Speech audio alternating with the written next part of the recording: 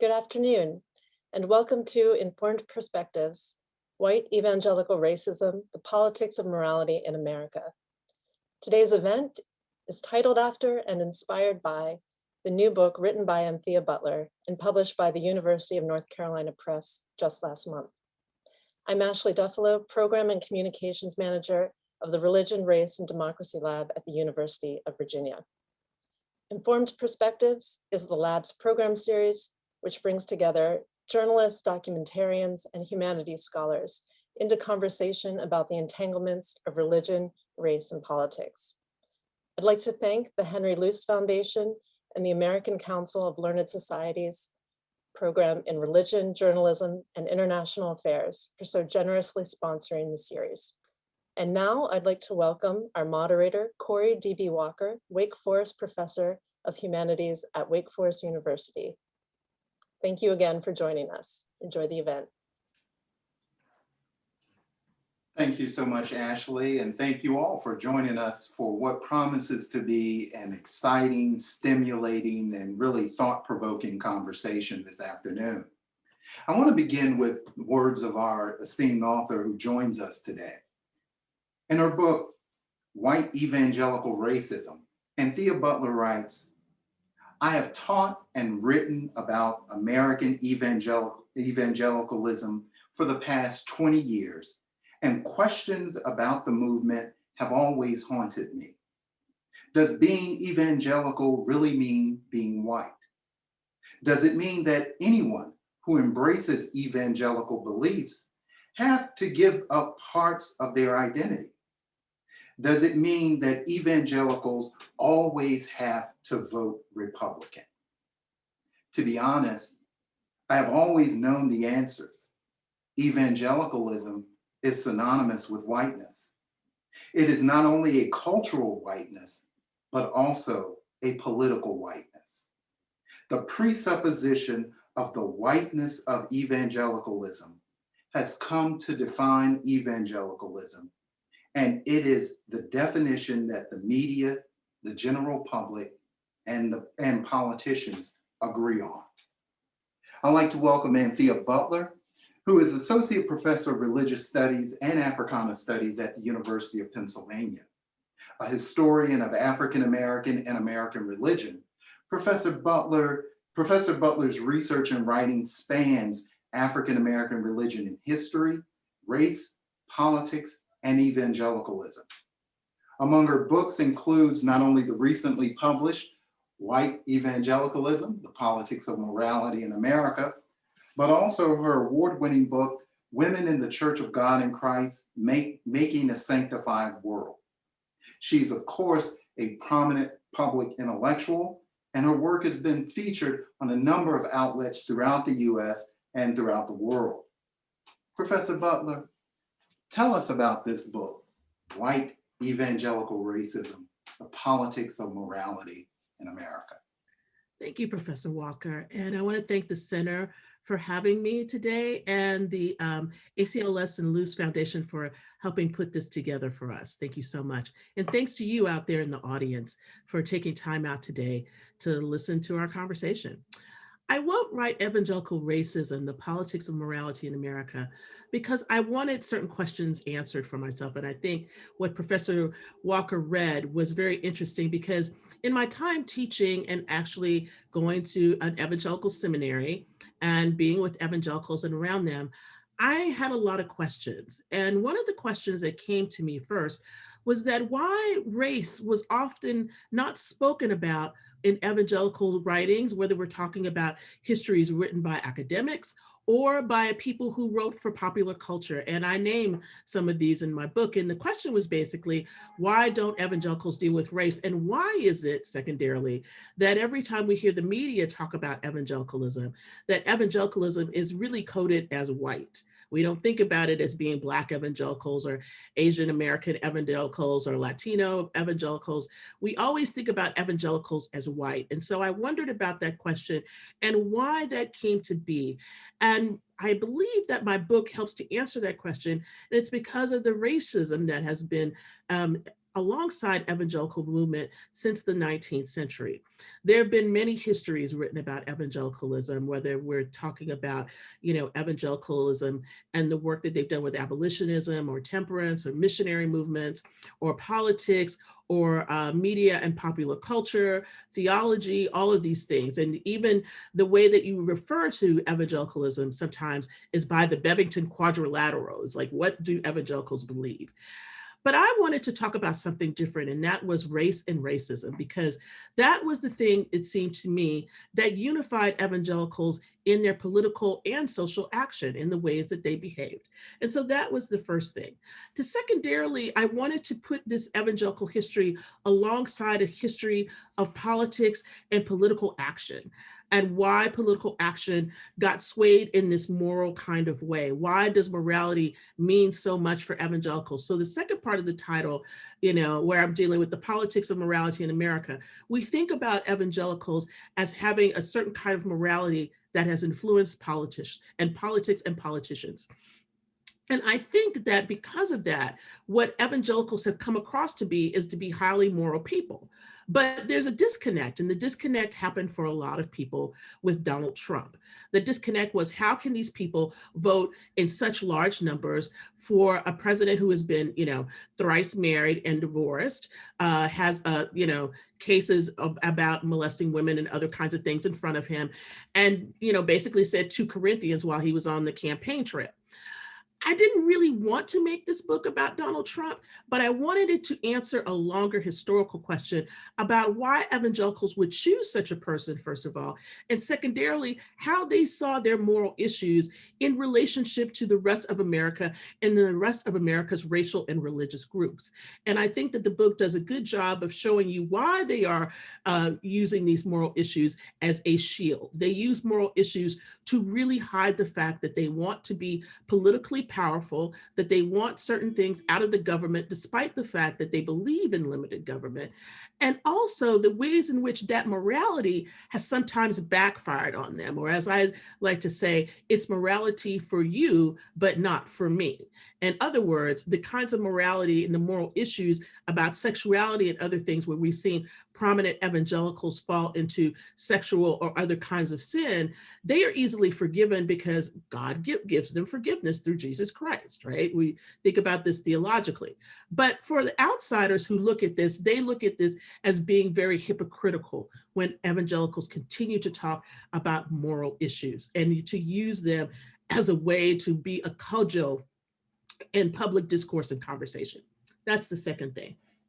The third thing is more of an interesting kind of thing about what maybe I didn't say in the book, and also about how that plays out. And that is the relationship of evangelicals to other races, and how other races within evangelicalism, whether that be African American, Asians, again, Latinos, or other ethnic groups, have had to deal with this idea about evangelicalism being white, this colorblind racism that I talk about. And that when people say to you, I don't see color, I see what Jesus sees in you, that really actually means that they just see white. And that people who are in evangelicalism, like I was and previously, are considered to be white if they behave in certain kinds of ways. And if you don't behave in those kinds of ways, or if you don't accede to white evangelical cultural norms, that means that you are not acceptable. And those kind of cultural norms are not just about singing or how you dress or how your deportment is, but it's also about voting. And so this becomes a very important part of how evangelicals go on to get people to vote. And I'm sorry, there's somebody in front of my building who's decided to just honk their horn the whole time, so I don't want anybody to hear it. So maybe they're just punctuating everything I'm saying. But basically, those are the reasons why I did the book. And also, I think that there's a little bit of my personal story in there, but that personal story is included only insofar as to help evangelicals understand that I understand them.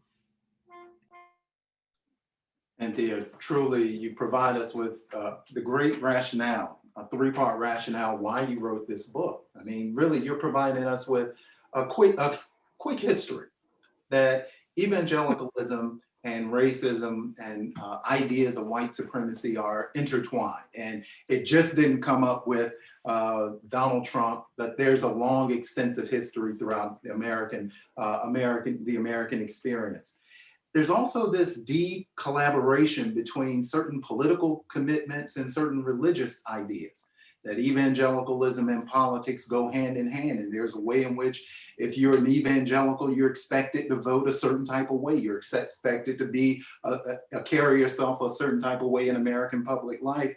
And thirdly, the diversity of evangelicalism belies its colorblind racism, that it's normative whiteness that really challenges those who see themselves within an evangelical religious context.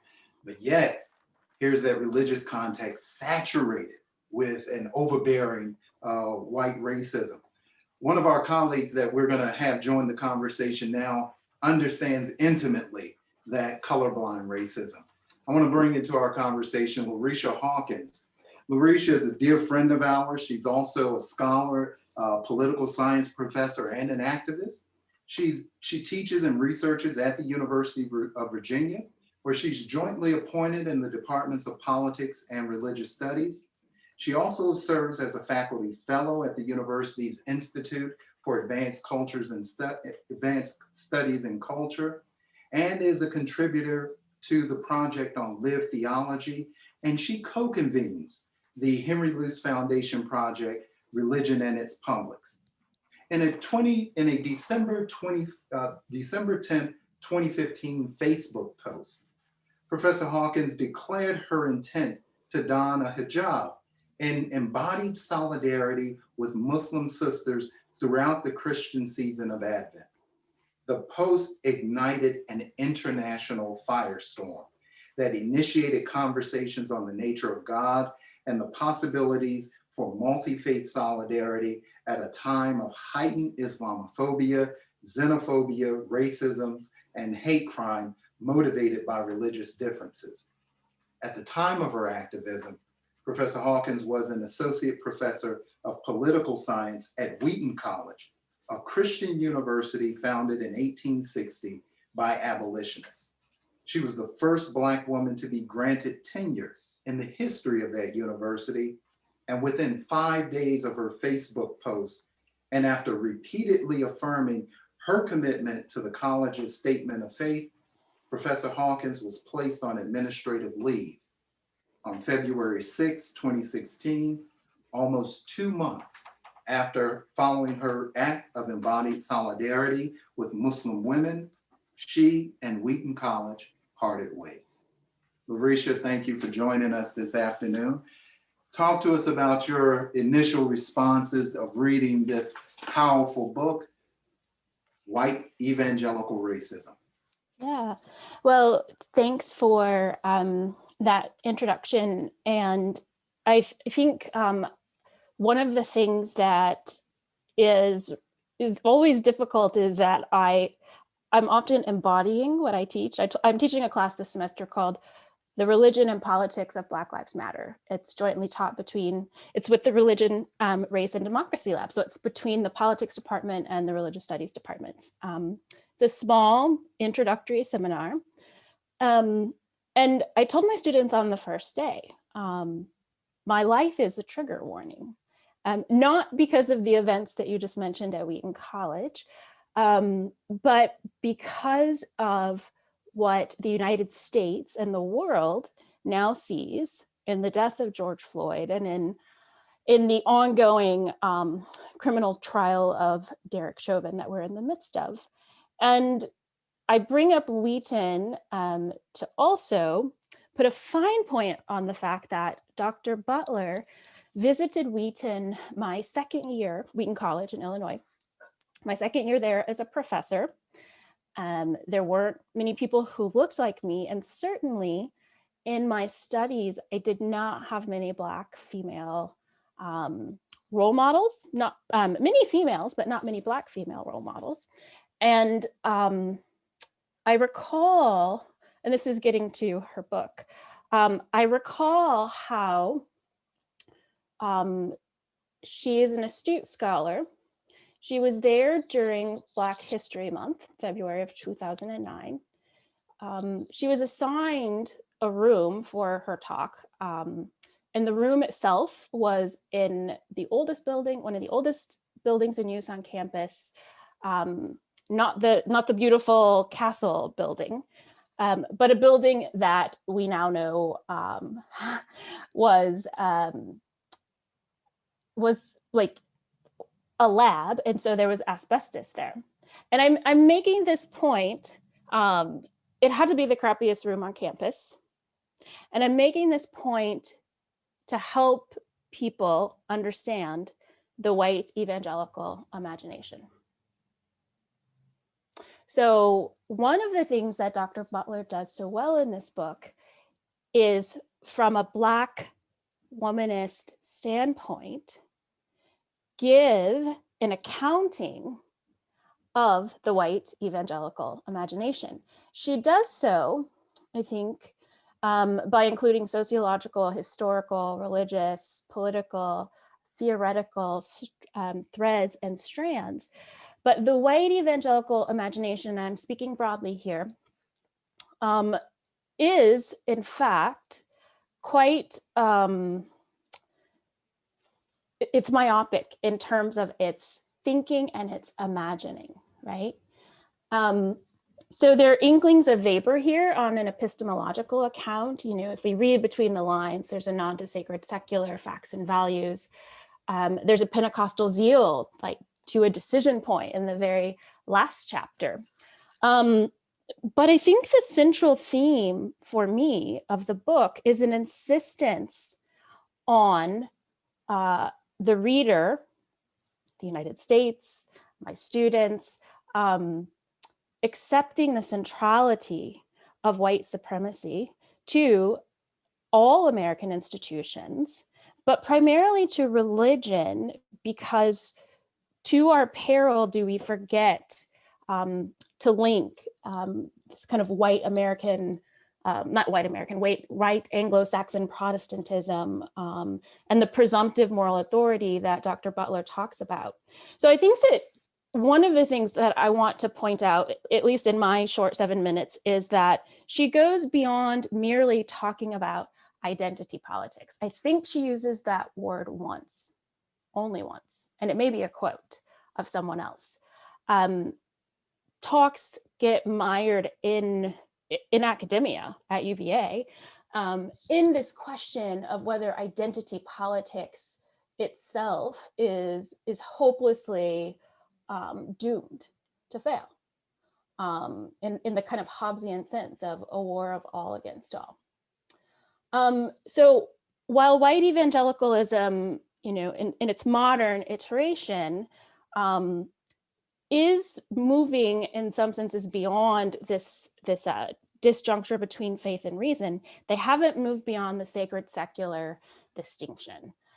Even though Christ and culture seems to be the hallmark, and we recently had this Benedict option hurled out by a prominent white evangelical male, the real beauty of this book also is thinking about how economics relates. And I think this is one of the things I hope we get to discuss more, is this sense that American entrepreneurialism is woven through white evangelicalism, which is Americanism, which is patriotism. To be American is to be white, is to be Christian, at least modally, right?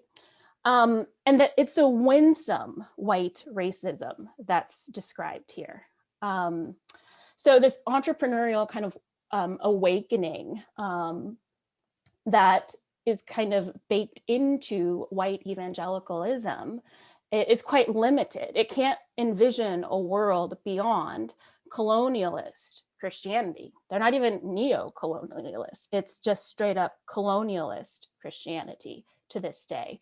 You know, Cedric Robinson talks about Black Marxism. And I think that this conversation can't be even entered into alternative economies. An inability to see that the capitalist economy might be the antithesis of God's economy. and even, radically different than the one envisioned by Adam Smith. Other things I think this book does really well is point out without, hitting you over the head with this. And I think this book can have popular appeal, not just for my students in my religion and Black Lives Matter class. I can't assign it at this point, but I wish I could. That there are multiple Christianities in the United States. That Christianity is not a Western religion. It does not, in its kind of American entrepreneurial iteration, it does not reflect very closely Palestine, white evangelicalism, again, speaking of that form of Christianity. And so we find ourselves in the midst right now, just to bring in a contemporary kind of political and sociological battle between, the woke social justice warriors within white evangelicalism and those who say righteousness is embodied in personal piety, individual salvation, these kind of things. And so the privatization of American religion begins with white evangelicals. And I think that more could be done with that. And also this notion of the syncretism that's extant in white evangelicalism. It is the prosperity gospel. Like Black megachurches, T.D. Jakes, Oral Roberts didn't invent the prosperity gospel. White evangelicals invented that from the beginning. She does a great job historically of bringing in these threads of the lost cause narrative, which is really something that animates those of us who live here in Charlottesville, who have been awake at all in the past 5 years or so in the United States. And I think that a strong and compelling argument can be made that it's not just this lost cause narrative that still animates white evangelical Christianity wherever it exists, whether it's on the West Coast, in the South. I lived in Chicago for 10 years. And I came away telling my friends, upon reflection, since I haven't lived in Chicago in several years, the Midwest is Confederate. In fact, America is Confederate. So deeply does white evangelicalism, WASP religion, penetrate the ethos and mythos of the United States. The lost cause is alive and well, not just in the folks who stormed the Capitol, not just in the folks who showed up in Charlottesville in the summer of 2016. Also highlights the things we learned from Charlottesville, that women are central to the ritualistic performance of white supremacist Christianity, or slaveholder Christianity, as a colleague down in North Carolina calls it. And I think there are some religious themes that I wish had been gone into more. This notion of questioning redemptive violence, which I don't know whether you meant to, so I hope we can talk about that. And the irony of power. I'm not sure how many minutes I have left, but the irony of the centralization of power in a religion whose zeitgeist is the periphery, to give up power. Power is paradoxical. Power is in death. Power is in emptiness. Power is in loving your enemy. Power exists in humility, in poverty, in death, and in redemption. Like a phoenix rising out of the ashes. And so the notion, again, I'll end at Wheaton, that Billy Graham was called America's white Jesus in a Rolling Stone piece. Yes. And Billy Graham went to Wheaton College in Chicago. The Midwest is Confederate. Place and race matter. And I think this book does a wonderful job of bringing that to the fore. As well as how institutions follow these cultural logics. And that's, as a political scientist, that's the last thing I'll say, is that these institutions, American institutions, not just religious ones, have followed this cultural logic of white supremacy rooted in white supremacist, white Jesus imaged Christianities in the United States, but namely evangelicalism and fundamentalism. So thank you.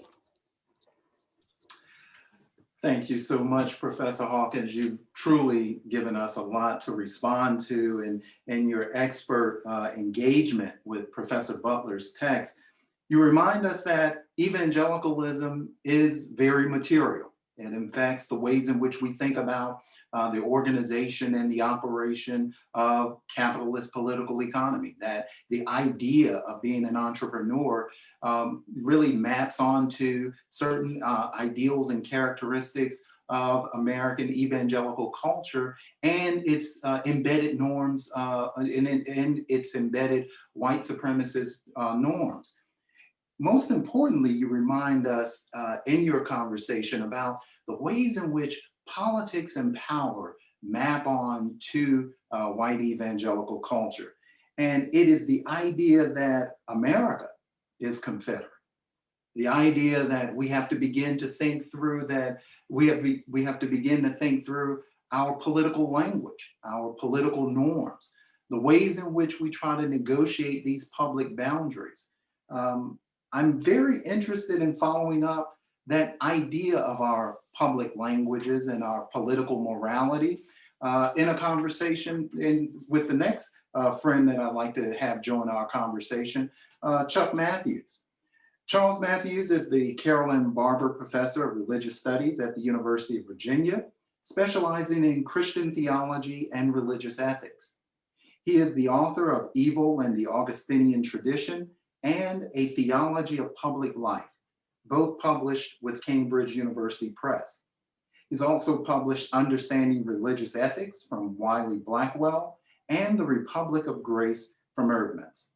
Among other edited volumes, he is the senior editor for a 4-volume collection of comparative religious ethics, the major works from Routledge Publishers. Charles does a number of things. I had the opportunity to serve with him while he served as editor of the Journal of the American Academy of Religion, the flagship journal in the field of religious studies. And he was the youngest ever appointed editor of that flagship journal.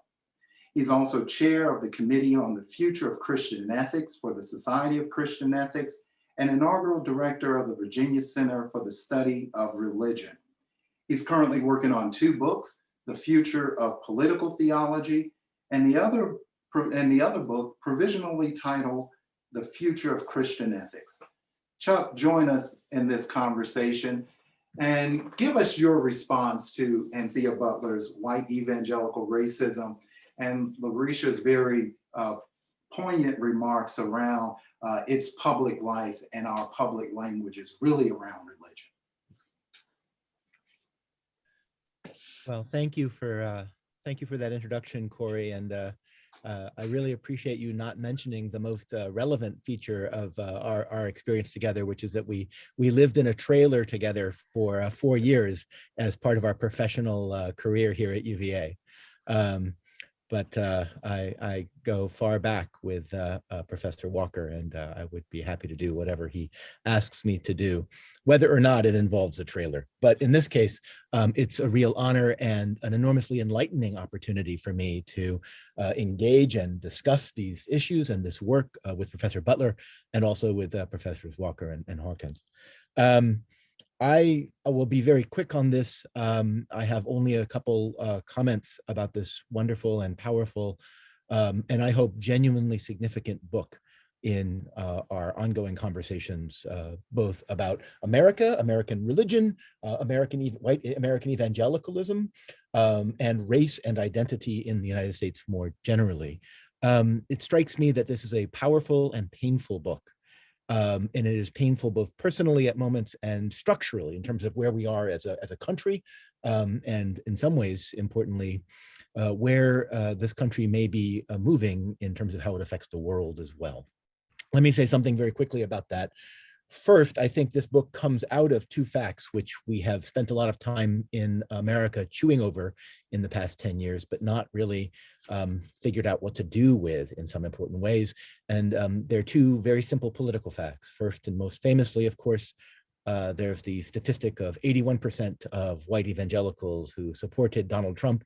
And if the data of Ryan Burge, who's a very well-regarded pollster and demographics expert, is correct, if anything, they only doubled down in the 2020 election. So there's a powerful move for this one group, not unechoed by other groups, but decisive for this one group, towards Donald John Trump, who is a relatively anomalous political figure, as any political scientist will tell you. The other fact that's interesting to think about is the enormous and sudden reversal of professed belief in the importance of political, personal morality for our political leaders. As anyone who has studied evangelicals, white evangelicals will know, consistently white evangelicals have been the people who have argued historically that the personal morality of a political leader is the most, is very important to their success and to their support among this community. And that was stable up until and through 2012. There was always a strong sense that morality mattered, personal morality mattered in the selection of leaders. Suddenly in 2015 and 16, this reversed. And the latest statistics suggest that the reversal has stayed stable. And now white evangelicals have gone from the most likely to say that the personal morality of elected leaders matters to the least likely group to say that the personal morality of elected leaders matters. That's an astonishing reversal. And to do it so suddenly and so quickly bespeaks a kind of ecclesial and theological, and to be frank, spiritual whiplash, which is in its own way a kind of potential damage to this community in itself, and suggests broader intuitions that many people have had, that much of this professed piety was simply a form of outright hypocrisy.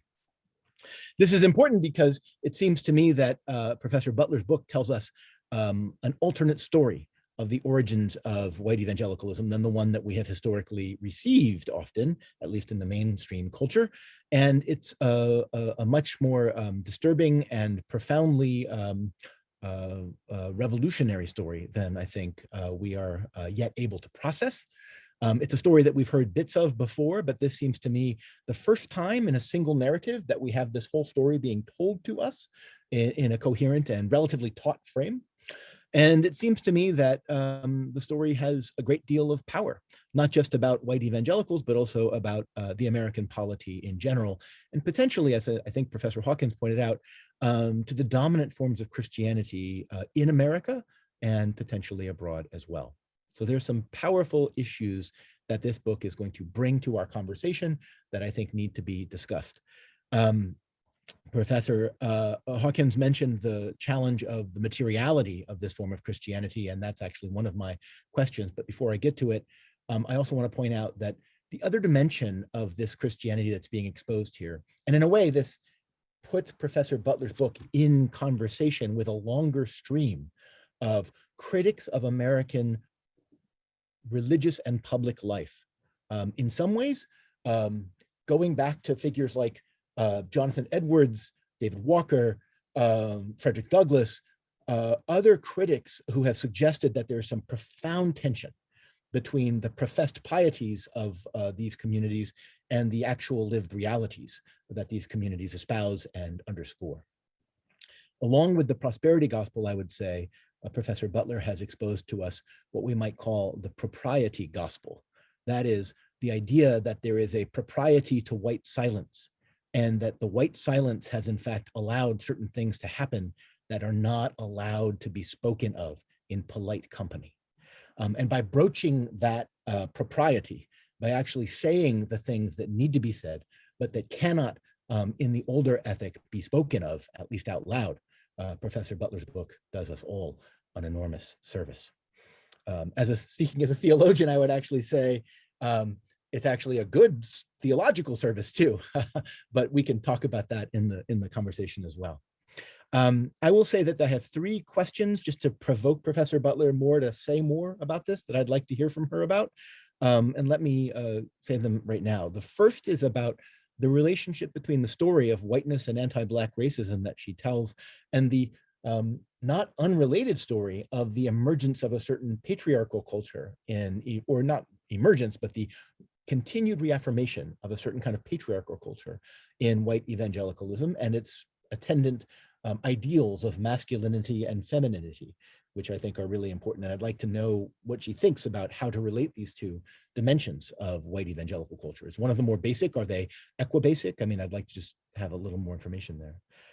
The second is about the curious way in which I think the energy of white evangelicalism around a siege, a conception of a siege mentality has really solidified in recent years in interesting ways. And in fact, in some ways, extended beyond the white evangelical world to, in some ways, infect the larger base of supporters on the right in America.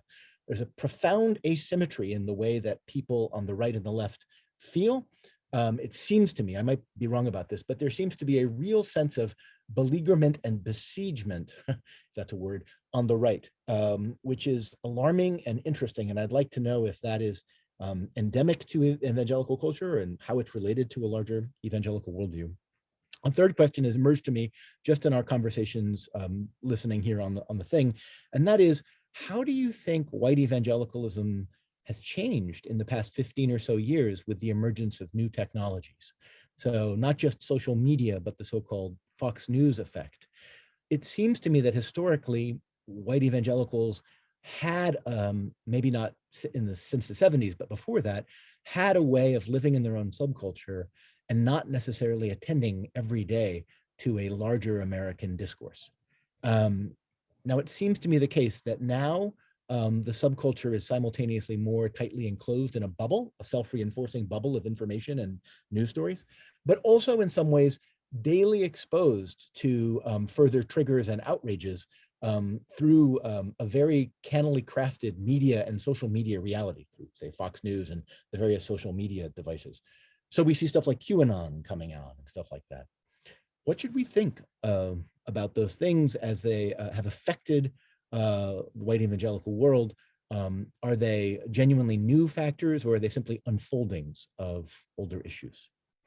I think I have a lot more to say, but I think I've said more than enough, and I'd love to hear whatever Professor Butler would like to say. Thank you. Thank you so much, Chuck. And as always, you've given us a lot, and I want to invite Anthea, Larycia, and Chuck to join us in this conversation. Chuck, that the conversation that we're involved in is not only one about prosperity, picking up on some themes from Professor Hawkins, but also propriety. Should we tell these stories in public? And what are the implications? And the implications also remind us that we have this divide, this political divide, where our colleagues on the right of the political spectrum feel themselves besieged, under threat, if you will. For losing something. That may go to the deeper issues that Professor Butler raises in this book in terms of the the very nature that white supremacy is not additive to evangelical Christianity, it is constitutive in the American context. The last thing that you highlight, and this is interesting, and we may want to spend some time on this, new media technologies. When we're saturated over the past 30 years or so with the ways in which our algorithms reinforce certain tendencies within the body public. Does that reinforcing go to the idea that we are retrenched in our dominant beliefs? Does it then amplify those feelings of threat? Does it then amplify and approve and legitimate, rather, those feelings of besiegement, Chuck's words? Do they challenge us in some ways of actually moving across political divides? We have a lot on the agenda, and of course, we have a lot coming in from our audience who are gathered with us. Before we engage all of that, and Thea, I'm going to be very unjust in this moment. We have a lot put on the agenda by Larycia and by Chuck. Give us your thoughts on, in response to their response to your book, and then we're going to open it up for a broader conversation. Yeah, I just want to thank both Professor Hawkins and Professor Mathewes for giving these such very thoughtful and judicious responses. I first want to say to Professor Hawkins, thank you for letting me know that Wheaton was trying to kill me. I appreciate that. I just want to say here in public now, since you brought this up, I will also say that on this particular trip, I stayed in one of the houses at Wheaton, and I had the worst nightmare that I ever had in my entire life. And the fact that I still remember it since 2009 will tell you a lot about probably Wheaton. So I'm gonna leave that right there. I'm sorry. As I was telling that, like, I will leave it right there. it was like I should have typed out my intro. My apologies. Oh no, That that was came good. out wrong. I mean, it was That was abated good. by then, Like, but it had it still I had was the like, warning sign in the building. So yeah, I'm just like, we survived. Yeah, we survived. That's good. We're still It's here. good to know. But Sorry. again, that is the kind of thing that white evangelicalism does. So let me try to deal with a couple of the questions here. You mentioned, Professor Hawkins, something about a winsome white racism. And I'm like, you are completely right. Because what this is the naivete of not having to deal with racism that makes you racist. And I think that is a really important point to bring up, because basically this is a kind of thing, well, we don't see color. Naivete, right? But it's a naivete that is a wicked naivete because it knows exactly what it's doing. So that's it. You talked about a little briefly about the syncretism of white evangelicalism and the prosperity gospel. What is very interesting about this is that the way that I would term this is that Pentecostals turned evangelicals to prosperity gospel people, and that blended in with their kind of capitalist ideas.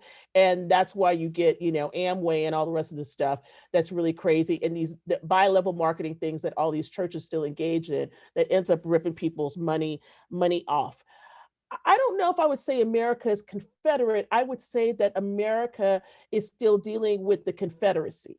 And the reason why I say it that way is because there are people here who dislike the Confederacy greatly, but there is a sense in which these monuments and the flag continue to haunt everyone. And you know this very well in Charlottesville, right? Because they continue to come up all the time. We are continually fighting the Civil War. And that's probably the way that I would say it.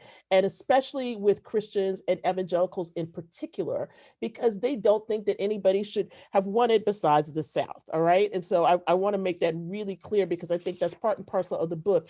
And why I took slavery as the beginning is this is where a lot of the moral ideas come from. I think that we cannot escape the fact that the constructions of the family, the constructions of what the Black family is and isn't to them, what the constructions of sexuality are, all rely and reside in slavery.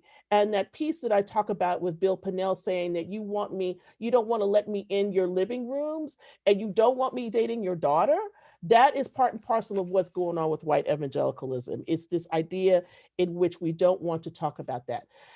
On the issue of redemptive violence, this is a short book by design, but I think we could have dealt with that. I deal with a lynching in the first chapter of the book about slavery, but we can think about the ways in which evangelicals have responded to Black Lives Matter. And that has been kind of a mixed response. A lot of it has been, well, you should have listened to the police, like Franklin Graham says all the time. If you would just listen to a law and order, that would be great. But law and order is also back to slavery again. So I think we need to understand how these languages and the ways in which they construct them are very important. And I didn't say identity politics because evangelicals have been playing identity politics since the 19th century. Why say identity politics when they've been the greatest purveyors of identity politics in American history? And so where they have this conversation about critical race theory right now, well, guess what? There's a critical white race theory that they are promulgating by not talking about critical race theory. And I think that's really important to say. Let me deal with Charles very quickly, because I also want to make sure we have time for questions.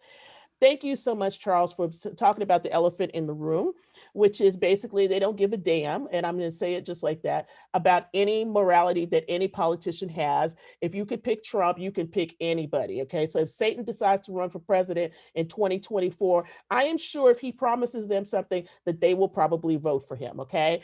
If he just dresses it up and tucks his tail in nicely, okay? So let's see if we can have that happen. That's number one. I think this whole idea about why personal morality dropped out dovetailed with something else. And you're going to say this is crazy, but I think it's really true. What did evangelicals have to do in order to get on board for for our candidate in 2012, who was Mormon, Mitt Romney. Well, Franklin Graham and the Billy Graham Evangelistic Association helped with that.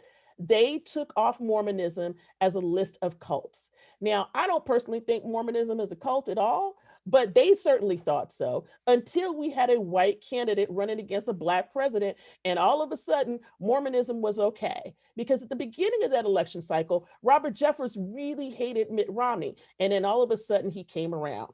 And then that made it all okay. So there's that. You also talked about this way in which evangelicals have kind of taken on this whiteness in a certain kind of way to the detriment of their own idealism and the things that they wanted to have. Here I would refer to a friend of mine's book that I think is really important, Dying of Whiteness by Jonathan Metzl. Evangelicals are willing to die for whiteness too. And it's not just about healthcare or guns or anything else. They are willing to die to be white. And that is the end of that. Whatever they need to do to stay in power, that dying of whiteness, they will do. And so that leads into this conversation that you're asking about patriarchy and all of that. And I think this is where Christian Kobes Dumay's book is really important to see that. But I will say this, the patriarchal part that I'm really trying to discuss is the ways in which this constitutively puts itself together in the 19th century with both slavery and freedom. Slavery because slaveholders can take care of their slaves who obviously can't take care of themselves. I'm joking, but this is the way they think about it. And, post that is that we need to take care of white women because we have to protect them against these rapist, evil Black men, and we need to protect them against society. And so therefore we need to protect our families with our lives and with coulds and with guns. And that's what ends up happening. And so I think that it's really important to understand that this patriarchal notion that they are the ones who are able to run and do everything comes out of this 19th century milieu. That's why you have the pushback against voting. It's why you have the pushback against Black legislators who get elected right after Reconstruction. And then we go into redemption where all of that is swept away. It is what is happening now in Georgia with the voting because they're afraid that Black people really do want to come out to vote, and has made them come against Christian churches to destroy voting on Sunday so that you don't have to have them voting, okay? And so all of these things are of a piece. These are the kinds of things that they want to do to keep in power. The other question I think that is really huge in the siege mentality question is this. Evangelicals always see themselves as being persecuted. No matter if they have the power or not, they are always the persecuted group. This persecution complex links into their ideas about the end of the world, Jesus coming back, all of this stuff. And you would think for people who have constructed a theology that is around Jesus coming back and them getting out of any kind of bad thing that's going to happen on earth because they get raptured, you would think that they would feel a little bit safer, but they don't. And so somehow I think that these fears are about guilt and about the guilt of knowing what they have bought into. And that guilt continues to eat at them, and it manifests itself as a kind of fear of the other, fear of being disempowered, fear of losing their social space and social status, and that status of whiteness that whiteness and Christianity gives to them. And we can talk about that a little bit more. And then this idea about what happens with the media, I think this is hugely, hugely crucial. And I think that what happens is that you have a media consortium of evangelicals that starts back in the 1950s. If people have read the book or you're interested in it, I talk about this with Billy Graham and with others, and how they talk about communism. And I think that what you really need to understand is that the marriage isn't just with the Republican Party. The marriage is with the Republican apparatus of media and how that goes. And so where you have organizations like Focus on the Family or Family Research Council or American Family Association, the ways in which they raise money and lobby is really, really important. And so there was a chart on Twitter the other day that talked about how much money is being raised for different things in evangelicalism. I believe religious freedom was over 100 million. And I'm just like, that's crazy. But that just tells you how this falls together all in one. But the other part of this is the ecosystem of blogs and Fox News and all of these things that came together, in the late 90s and early 2000s. and how people started to appear on Fox News who were religious. So think about Mike Huckabee's show, who just said some really racist stuff. Think about Robert Jeffers being on all the time. Think about all these people. This is a network now. And the network is between evangelical and how they, amplify information and the kinds of things they see at their home every day. So it's not just televangelism, it's the ways in which they exchange information back and forth in this kind of media ecosystem. And Trump was able to really put that, into an effect for him in a certain kind of way, especially at the end of the 2020 election cycle. One last point. You can see this in the ways that churches were talking about the insurrection before it happened. They talked about it through a Jericho march. They talked about it through all this kind of stuff in December before January 6th actually happened. If you pay attention to all of these folks who were followers of Trump, who were evangelicals, they were talking about the insurrection long before the insurrection happened.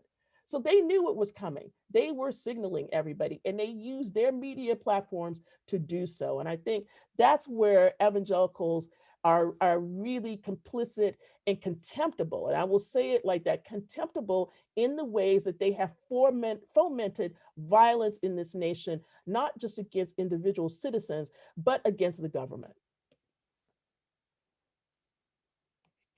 On to Anthea, thank you. Thank you, Chuck. Thank you, Larycia. This has been a conversation that has really engaged a lot. If you haven't, I want to encourage everyone, get your copy, White Evangelical Racism, Politics of Morality in America. It's a book that really, it isn't the idea to end the conversation. And the beautiful thing about Anthea's book is it seeks to open up a conversation about the very nature of our nation and our identity in light of these very fraught times. I want to sort of open up. We have a number of questions that have come in, but we only have 1 hour. And that's the injustice. Anthea has done us justice with this wonderful book and her gracious comments. But I'm going to do another injustice to Larycia and Chuck. And this is something that's coming out of this conversation that I'm concerned about, and even a number of our colleagues who joined us in this conversation.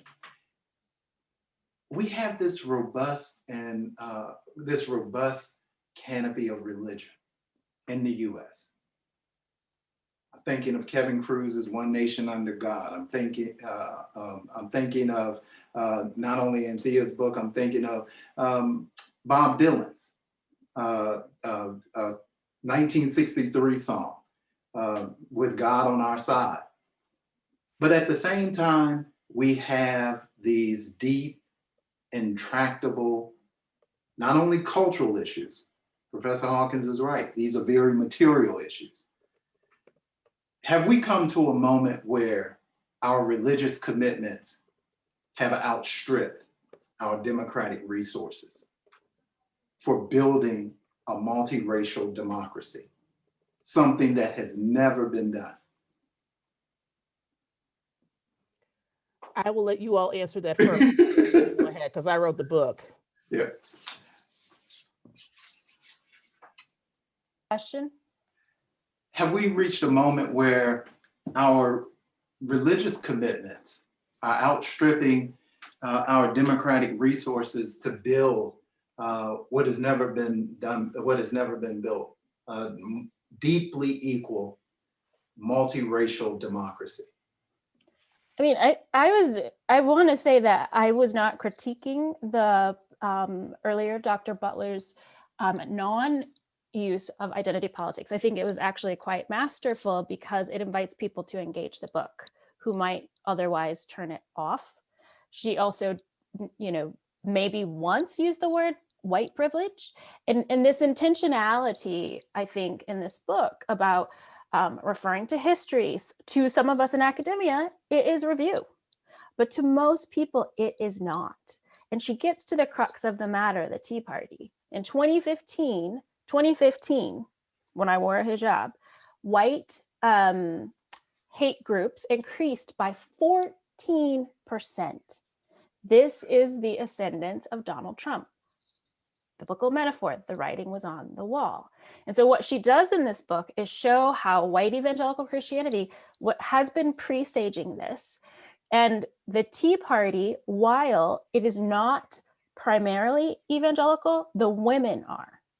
So she also talks about white women, right? And when I talk about America as Confederate, I mean low-key Confederate, right?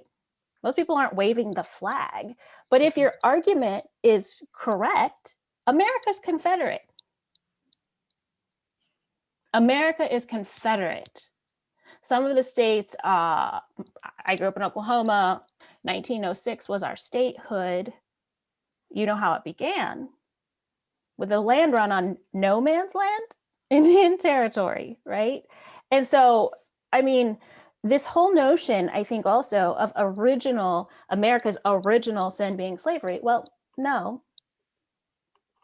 It was the genocide against the Native Americans, right? The decimation of the Native Americans. And so I think the beauty is like, this is also about, and this answers one of the questions in the chat. It's about purity. It's still about purity politics. And I also think a beauty is that this is answering your question, Corey. It's politics masquerading as morality now. Like, and that answers Chuck's question too. Like, nothing happened to personal morality. White people just know, white people and white evangelicals especially think they're the gatekeepers of morality. They get to say who counts as citizen, who is grafted in, to use another biblical metaphor, and who's not. Who gets adopted, Ethiopians, Haitians, Bulgarians, Chinese, Koreans. I mean, there are waves, but white evangelical adoption says everything about who they believe counts as citizen. And I think that the writing on the wall is not good.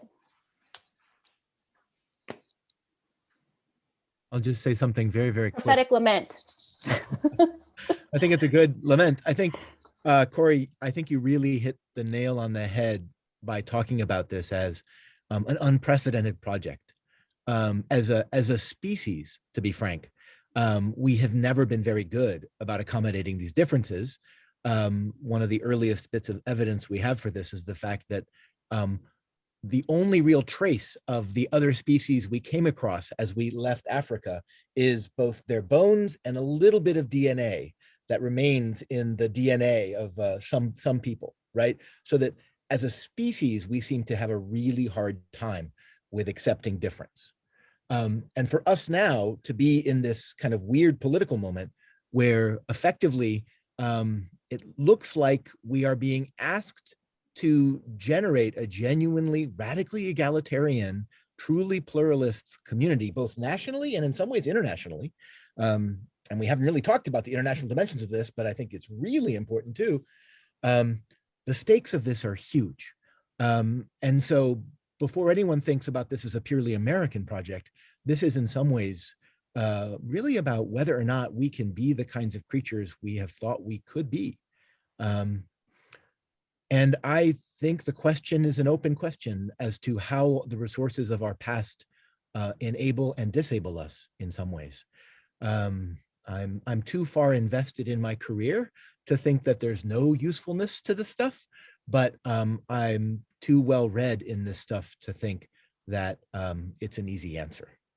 I would say last that in terms of Christian history, it does strike me it's very weird for us to be living in this uniquely significant moment in a way that other communities historically, like Christians have for a long time lived under the canopy of a kind of Constantinian Christendom, where the community of Christian believers set the terms in some ways for how difference would be accommodated. And now, not just racially, but theologically, those terms have been completely exploded. And I think it's a exciting and an exhilarating, and I think you're right to say a terrifying moment. So I don't think I have an answer. I just think that the way you're laying out the stakes, it strikes me as exactly right. Thanks so much, Chuck. Thank you, Larycia. And Anthea, thank you for your book. I want to give you the last word for today's conversation. What do you have for us as we move out continue to engage this text and really continue to engage with the twin crisis. Yeah. Crisis of religion, democracy, and a nod to Chuck, the planetary crisis of our existence. As much as I hate to say this, I'm going to put it this way. If evangelicals don't change, they pose an existential crisis to us all. They have divided the nation politically. They don't want to believe in climate change. They don't want to get vaccines, as we've seen in the New York Times.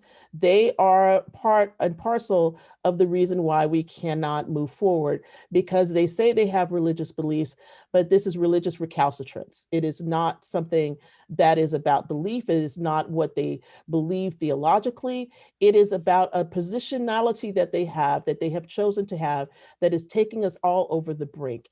And because they are being selfish, and because they don't care, their racism, their sexism, their homophobia, their lack of belief in science, lack of belief in common sense may end up killing us all. And so I would ask anybody who's evangelical today to get this book, to read it, to share it with your friends, and to ask yourself, if you want to be a part of this, is this what Jesus has called you to do, the Jesus you claim to serve? And if it's not, then I ask you to turn away. And that is what this book is all about, reading history so that you will understand what you are complicit in and what you have been a part of. Anthea Butler, thank you. Larycia Hawkins, thank you. Charles, Chuck, thank you, my friend. Great always living in the trailer with you. Truly a generative conversation. Want to encourage everyone, pick up the book, Anthea Butler, White Evangelical Racism, the Politics of Morality in America. My name is Corey Walker. I want to thank you for joining us this afternoon, and we look forward to continuing the conversation.